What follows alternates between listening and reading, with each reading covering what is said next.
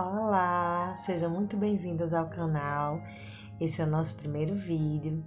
Nós vamos falar muito sobre TEA por aqui, o transtorno do espectro do autismo.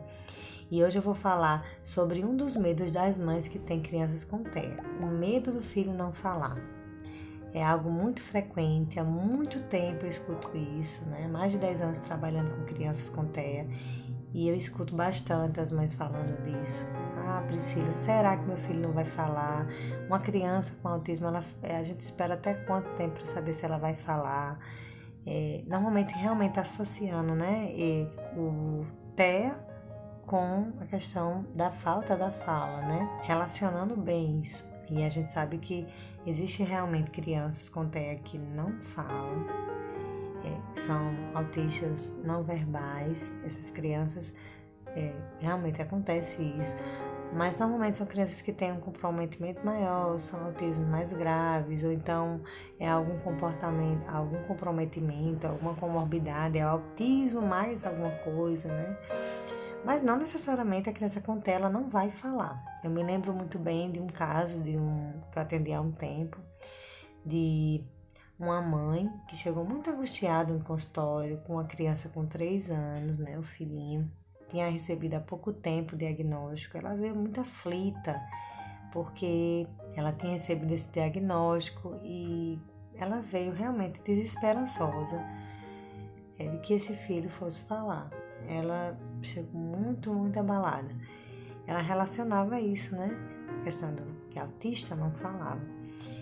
Mas com o tempo do acompanhamento fonoaudiológico, ele fez também acompanhamento psicológico, com o terapeuta ocupacional, essa criança desenvolveu sim a linguagem, ela desenvolveu a fala, a comunicação.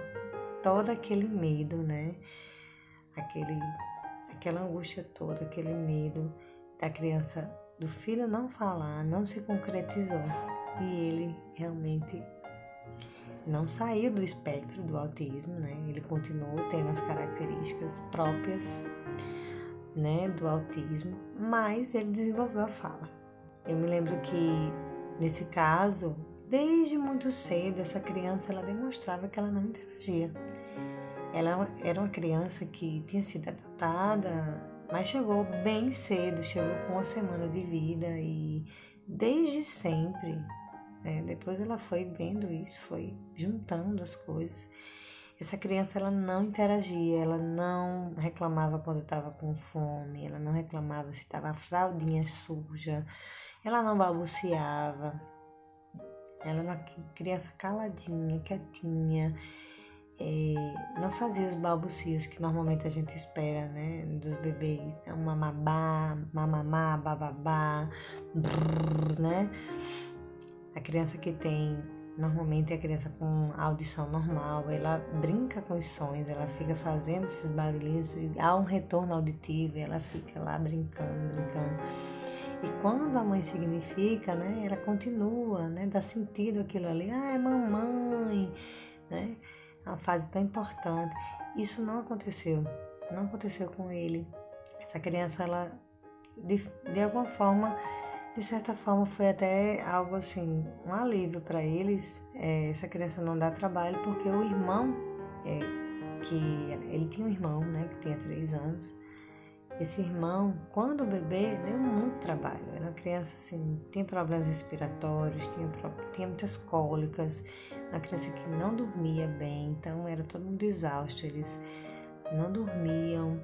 E, de certa forma, aquela criança que não dava trabalho e não chorava, foi um alívio, né?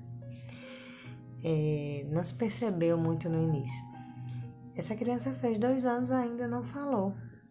Aí a mãe começou a se preocupar, né? Meu filho falou, o outro filho falou com 1 ano e pouco, muitas palavras, ele ainda não fala, será que tem algum problema? Aí foi no pediatra, o pediatra tranquilizou a mãe, disse que estava muito cedo, estava tranquilo, essa criança ia falar, ela ia entrar na escola depois, ia se comunicar com as crianças, enfim. Essa mãe esqueceu por um tempo, né?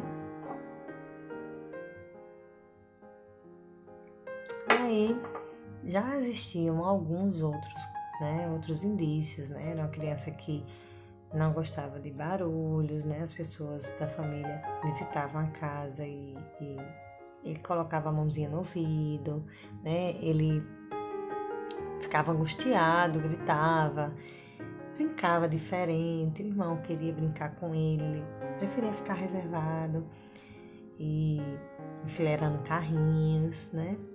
Mas, enfim, se passou um tempo. Ele chegou aos 3 anos, ainda sem falar, falava boa, se referindo à bola. E aí eles resolveram mandar matricular essa criança na escola. Passou-se pouco tempo, a professora logo chamou, perguntou se ele fazia algum acompanhamento. A mãe disse que não e sugeriu que ela procurasse um neurologista, porque ele não se comunicava com as crianças, não interagia, ainda não falava. E a mãe procurou o neurologista,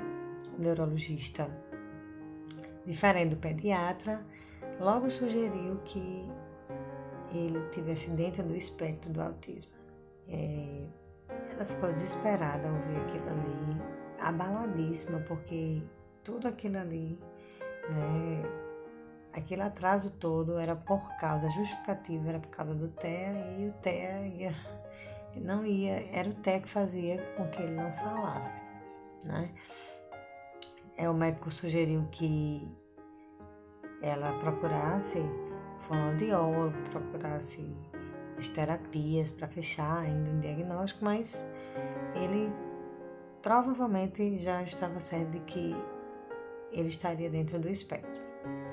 Então, ela chegou para mim nesse contexto, né, acreditando que ele não ia falar, mas isso realmente não aconteceu, né? Existem realmente crianças que não falam, né? Mas não era o caso dele.